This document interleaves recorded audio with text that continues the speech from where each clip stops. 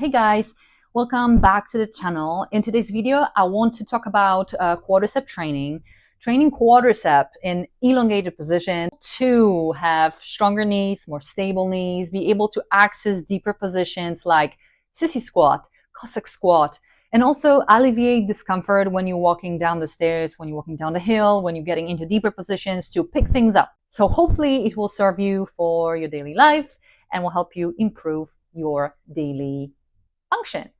So quadricep, group of 4 muscles, anterior part of the thigh.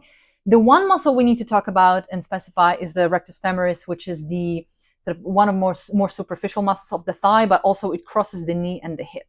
So the origin of the quadricep is right here at the anterior inferior iliac spine. So right here below the bony landmark. It crosses, goes all the way through the thigh and attaches to the tibial tuberosity, so-called, right? You see that bony landmark in here. So the quadriceps, 4 of them, merge and form quadricep tendon. They envelop the patella, your kneecap, and here we go, they attach to tibial tuberosity. What's important to know is that the quadricep, the main function is to simply extend the knee, but also rectus femoris, because it crosses the hip, it also flexes the hip, right? It lifts your leg up, and it supports your psoas, the primary hip flexor in function of the hip. Now, quadriceps may be tighter and work a little bit harder than they should when the psoas is not functioning properly. So maybe training the psoas would help with tightness of the quads and sort of anterior hip discomfort. At the same time, when the quads are weaker or imbalanced, like for instance, lateral quadricep would be stronger than the medial quadricep, right? Or medial muscle, which is the vastus medialis over here, the so-called teardrop muscle. If those are imbalanced and medial is weaker than the lateral, it can cause maltracking of the patella, where the patella is being pulled out of the groove in the bone, and maltrack leading to discomfort, pain, more friction, more creaking, and potentially over time degeneration of the cartilage on the inner surface of the patella. Okay, those are very common things that can be absolutely alleviated with training and strengthening of the knees. Okay, when I was a teen, I used to play volleyball, and my knees were just giving up. They were creaking.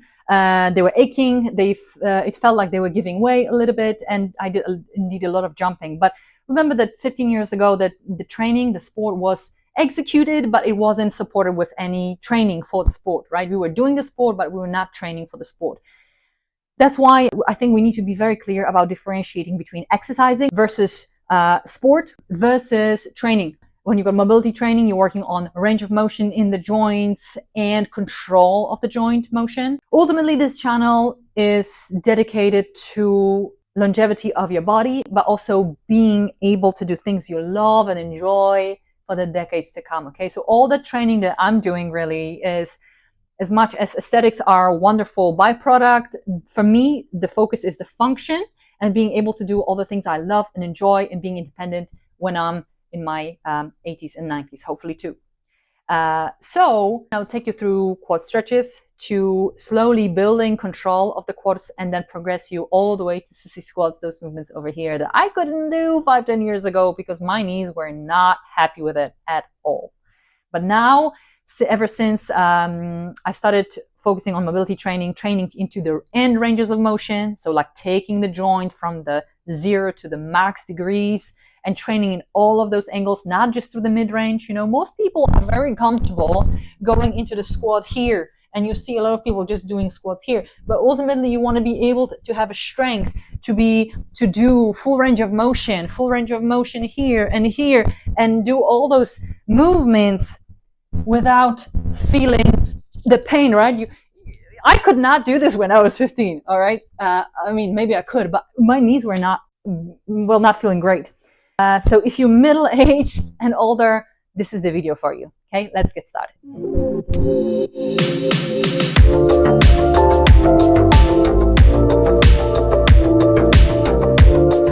Let's begin with quadricep stretches from the most accessible ones. Number 1 would be the standing quad stretch that anybody can do. But the question is, are you performing this correctly to get the biggest benefit?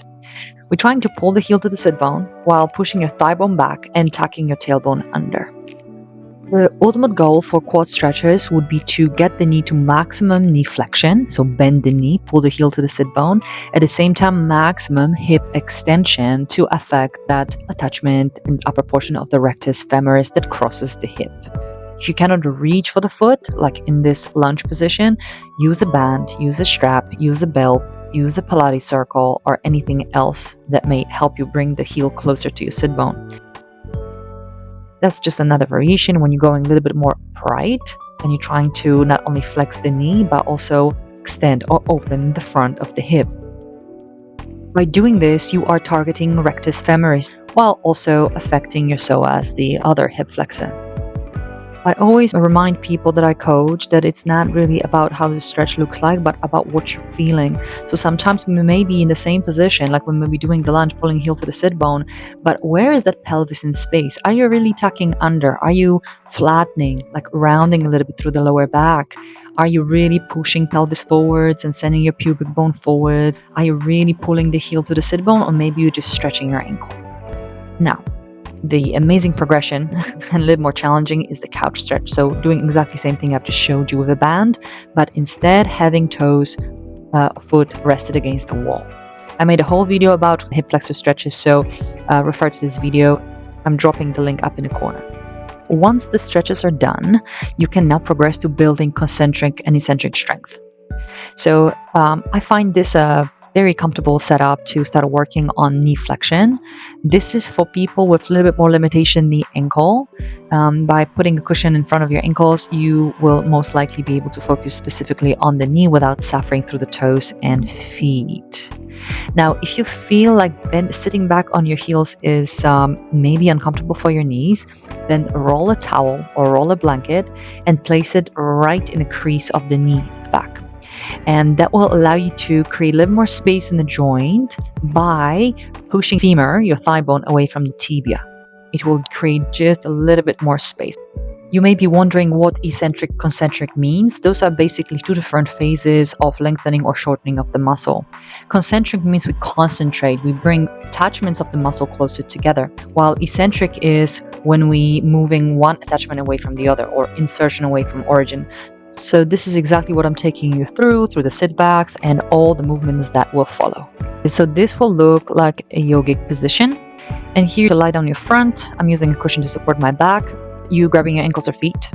You will be ultimately using your legs, using your quads specifically, using your legs to lift your upper body. So your arms are just the levers, and from that long position of the quad where knees are fully bent, you're kicking back. At the same time, you're trying to bring the knees closer together towards the midline, so-called adduction. And in this way, you will train lower body. And you can also add little pulses going up and down halfway, like I'm showing you here. And that may result in a nice burn in the thighs, but also help you strengthen your knees without impact. Okay, so step downs. You are working not only on a bit of balance and stability of the pelvis through your glute medius. The goal is to send the knee ahead of the toes and track the knee over the second, third toe. When you look down, you want your knee to go kind of directly over second, third toe and not let the knee deviate medially. Okay, if you've got issue with weaker feet, collapsing arches, flat feet, or weakness in the glute medius, this may be a little bit wobbly, and you may see how the knee deviates inwards. It goes into sort of a knee valgus. Okay, that will require a bit of hip training and foot training, but just focus on the range you can control.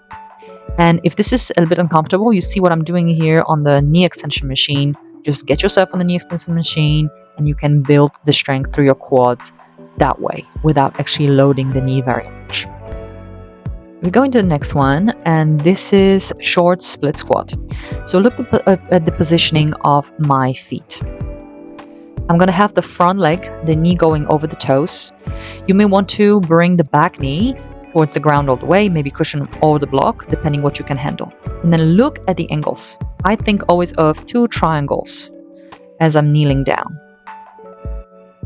So the back knee is moving to the heel of the front leg. I'm sort of looking at that position.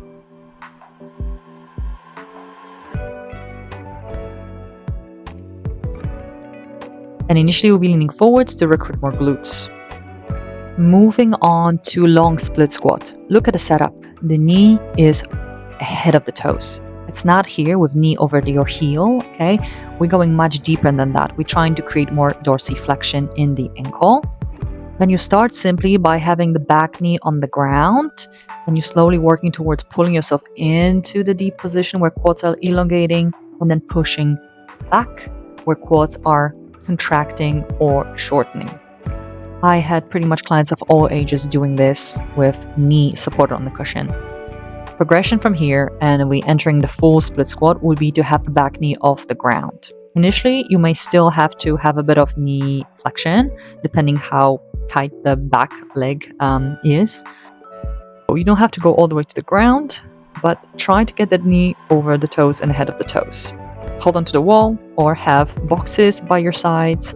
And I'm trying to keep my back knee elevated. Notice that the rectus femoris and psoas will be elongated in the back leg, in my left thigh.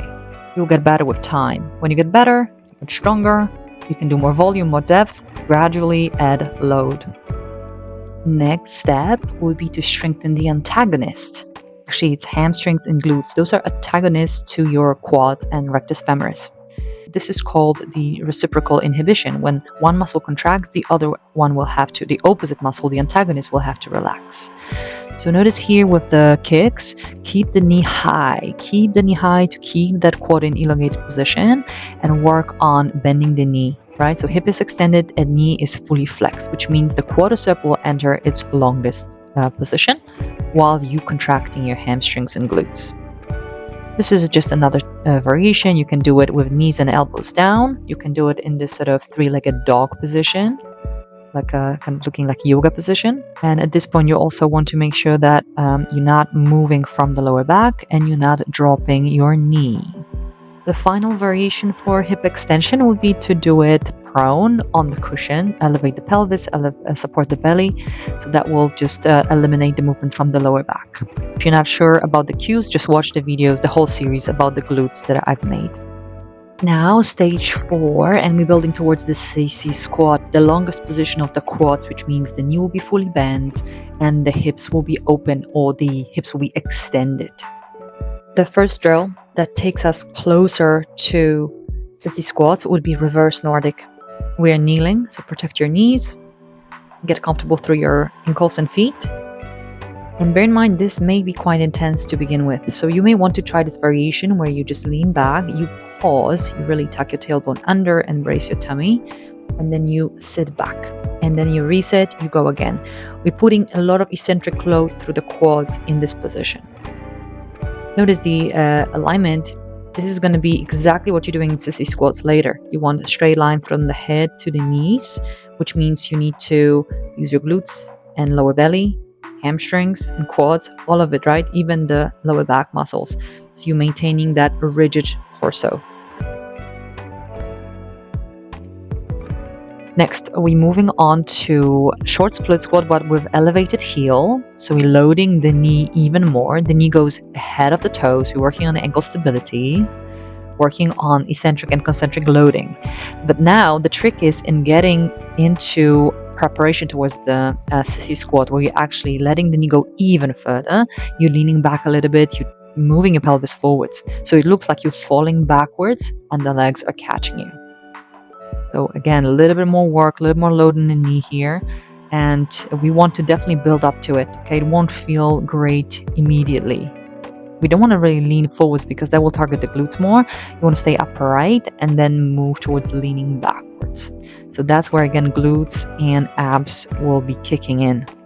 So that's quite a bit of progression. You see how my heels are elevated, so you need to get a good big toe mobility to be able to access those ranges. Okay, refer to the video I made about the big toe and the ankle mobility before.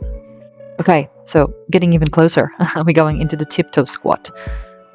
So big toe extension is absolutely necessary, and we're slowly building ankle strength, quad strength, knee strength. Notice how I'm trying to keep my head, shoulders, hips, and heels all in one line. So I'm not leaning forwards to work more from the glutes. I'm trying to really get the loading going through the quads. Using the wall may be a good strategy initially. And then when you're ready, try to do it as a balance challenge. So here we're working calves quite a lot. We're slowly lowering down, and we don't want to bounce up. You want to stay at the bottom and pause. So we're adding balance, control, and depth. And as this feels okay, we're moving a little bit closer towards the leaning back. So it starts looking like a Sissy squat. We're facing the wall, we're bending the knees. You can actually connect your kneecaps with the wall and then let go. So your glutes and abs will need to work so that lumbar spine, your lower back, is not arching backwards. This is not about your back. This is about your knees and keeping your hips in neutral. So you will have to really focus on tucking the tailbone under and getting the abs, especially obliques, external obliques activated. And then again, the ultimate challenge is to slowly reducing support and creating depth. Took me a while to get there.